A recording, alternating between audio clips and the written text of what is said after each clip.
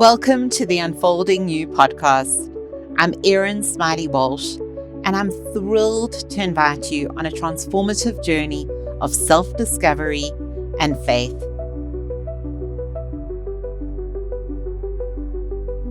Welcome to another episode of the Unfolding You podcast with me, your host, Erin Smylie Walsh. Thank you for joining in for today's episode. So, today is going to be quite a vulnerable, emotional episode.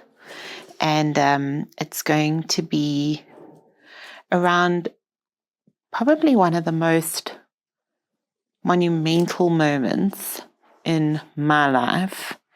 And that was when I lost both my parents. And they went to heaven. And just navigating that and the journey around that. So in December 2020, both my parents were admitted to hospital with COVID. It was around that second wave that hit, and my dad got sick first. He was admitted to hospital a week ahead of my mum, and then they both landed up in different hospitals. And as I've played through this, just you think about all the things leading up to those moments. And yes, we were in a pandemic, and we were there was a lot of uncertainty, but nowhere do you ever think it's going to happen to you. And I remember not even hugging my dad goodbye when my sister was taking him to the hospital. I thought, I'll see you when you get out. And just packing my mom's hospital bag, I didn't think I wouldn't see her again. But it's moments like that that make me appreciate the moments we had. So towards the end of December, I got a call to say that they were going to ventilate my dad and if I could come to the hospital. And I remember thinking that, okay, this is quite a serious one because they weren't letting anyone into the hospitals at that point. And so I went to the hospitals. It was quite a surreal thing for me because I had worked previously in a level 1 trauma facility for a number of years.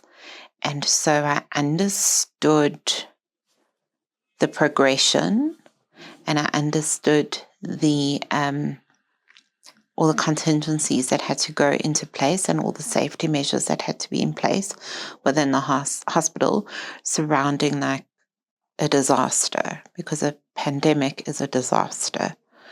So there are a lot of things in place to protect people. And I remember walking into the hospital room and my dad was lying on the bed. And I don't think in all my years I'd ever seen my dad like that. My dad was this strong presence. He was quite captivating in his presence. He always held it together, and he was just always very aware of the situation at hand. Incredibly wise and just so deeply rooted in the Lord. And I remember going in and he said, they're going to ventilate me. And I said, I know. And I remember him saying, I'm tired. And I said, I know. And they allowed me to go in with my phone, and I could video call my sisters and my mum, who was in hospital as well.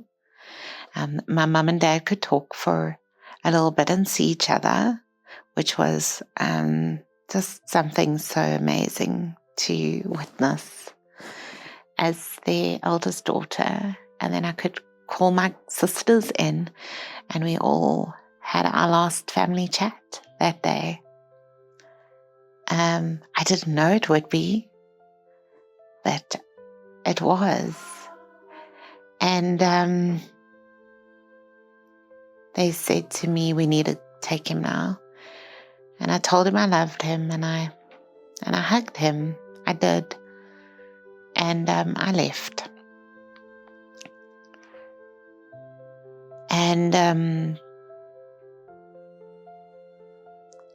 And working in a trauma facility, you just understand how the body starts shutting down. So you understand how someone gets ventilated, then the next step will be a tracheotomy to actually have a permanent ventilation port. The next is your kidneys start failing, basically. So doing a renal care. And then just the body starts shutting down. And that's basically what happens. And my mom was getting better. And we were talking to her daily. She had the most amazing nurses that were giving me updates on where she was at. And I'd get all the information, and then I'd relay it to my sisters. And at that point, we weren't in communication with my dad anymore because he was ventilated. So I took all his belongings with me, but I would phone and get updates from the hospital. And on the 7th of January, my sister said to me, have you heard from Mum? I said, no, and I haven't heard from the nurse. And I had a client that morning, and I said, well, let me phone when I'm done and try to get hold of them. And she had been moved to a different ward the day before because she was actually getting better. So they took her, they did a step down with her from ICU to high care. And so that's kind of what I equated it to. It was like, okay, maybe there's just a change of nursing. Nobody knows they're actually supposed to phone me. So, I just eventually got hold of someone, and they just said, the matron is trying to get hold of you. And again, I'm just like, that's not good if the matron's trying to get hold of you. I said to my sisters, matron's going to phone me back. And we left it there. I went and got my girls from school because it was the beginning of the year, so they had just started school. And I remembered driving up the hill from fetching Willow and going home, and my phone rang, and I knew it was the hospital. And I answered it, not on speaker though. I answered it to my ear, and the matron said, I'm really sorry to inform you, but your mum has died. And I said, sorry, what? Are you sure? They said, your mum has died. And I was quite shocked. And I've got my babies in the back, and I'm driving home. And I messaged my husband, and I just said, you need to meet me when I get home. And it was the first time I said it out loud was to Liam, and just those words. And it felt like such an out-of-body experience because she was getting better. And then I had to tell my sisters, and we had to navigate the hospital, and they were phoning my mom's number instead of my number since the night before. So I felt robbed of saying goodbye.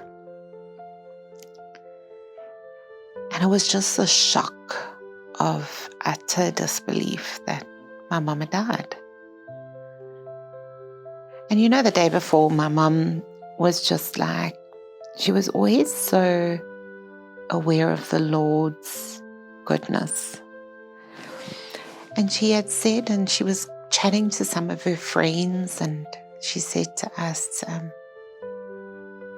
I believe the Lord has a story to tell here. And I believe no matter what happens, the Lord's name will be glorified in that. And whether my dad would be healed, whether he wouldn't, the Lord will still be faithful and his name will still be prevailed. And that was like right till the end. She had such unwavering faith, such peace of where the Lord was in context to where she was at and where my dad was at. And we couldn't tell my dad that my mom had gone to heaven because he was still fighting for his life. So we needed to give him the best chance at surviving. But it's really hard, like, to navigate the loss of one person, but still hold on for the hope of survival for your other parent. It's a very difficult space to be in. And then navigating, how do you tell your children that their meme has gone to heaven? My babies were so young. But then it was the 13th of January, and I got a call from the hospital at about 8:45 in the evening. We were on curfew. We couldn't drive around, and the hospital called and said, if you can come to the hospital, you need to come. And my dad was in an isolated ICU ward. He was in isolation. And I know, again, like, coming from the hospital, like, to be able to go in to those wards is just so rare. And I just said to Liam, you need to phone my sisters. I'm just going. Fortunately, we weren't far from the hospital, and I got there, and again, I had never seen my dad like that in all of my life. And I was alone in that isolation ward with him, and just felt the Lord's presence in that moment. And I spoke with him, and I told him what was going on, and that the girls had started school and all of this, and my sisters were coming, and I just carried on talking. And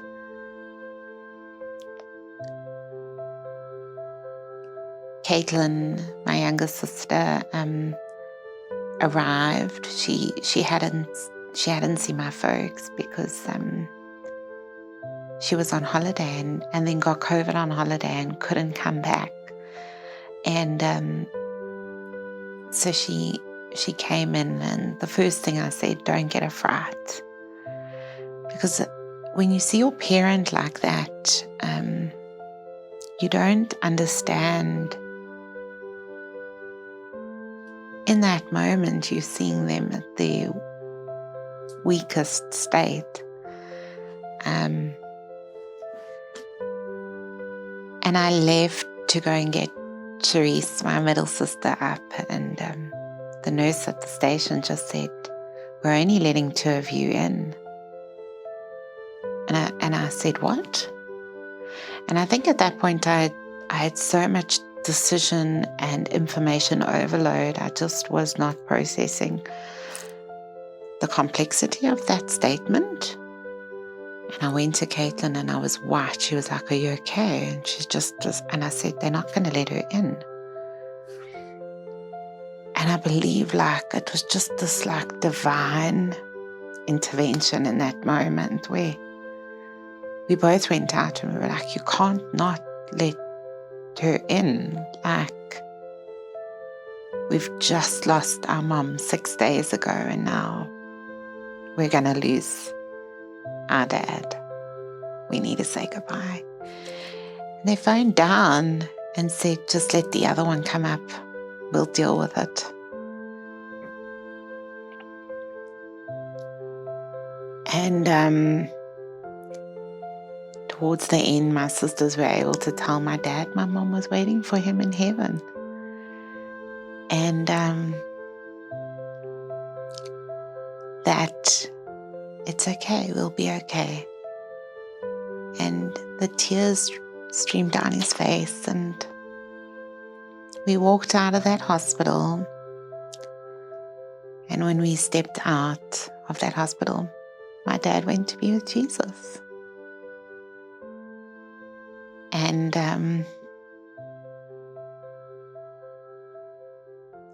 I've sat in those moments because for me it was, the Lord was there the whole time. And we don't know why things happen the way they do. And I thought I would have my parents till the years beyond years. I thought they would see my girls get married and my girls become moms, but it wasn't like that. And sitting in that just again makes you wonder, why? And I want to take you to Psalm 91 because it's such encouragement for you in those moments of disbelief and in moments of chaos and uncertainty. And Psalm 91 starts, "Those who live in the shelter of the Most High will find rest in the shadow of the Almighty." This I declare, that the Lord, He alone is my refuge, my place of safety, and He is my God, and I trust Him. And I just get reminded of that, our connection with God cannot be dependent on what we go through. It must be the way we navigate life.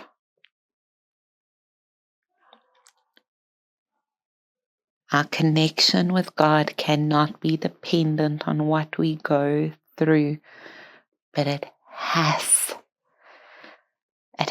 to be how we navigate life. And I think so many of us, we get to these crossroads in life where we just how could you let this happen? How could you let this happen, that I lost both of my parents, that you took them from me? And the Lord grieves with us. The Lord grieves, and He does not want to see us hurt.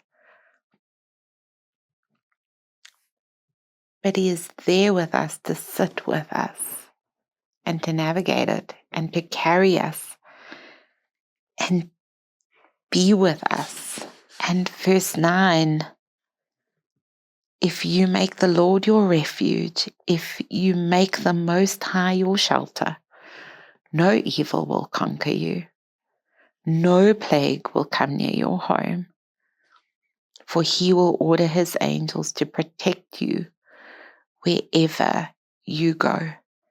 And they will hold you up with their hands so you won't even hurt your foot on a stone.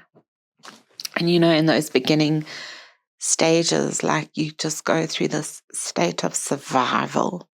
You're in this utter state of chaos, and you're just navigating your way through emotions, and you're just trying to figure out how to do life without them. And you're clinging onto whatever thing you can keep of theirs that remind you of who they are and what they were. And that in the end of it all, the only way you get through something like that is when your refuge is the Lord. It's the only way. Do I miss them every day? Of course I do. But do I see the Lord's hand and kindness over me? Of course I do.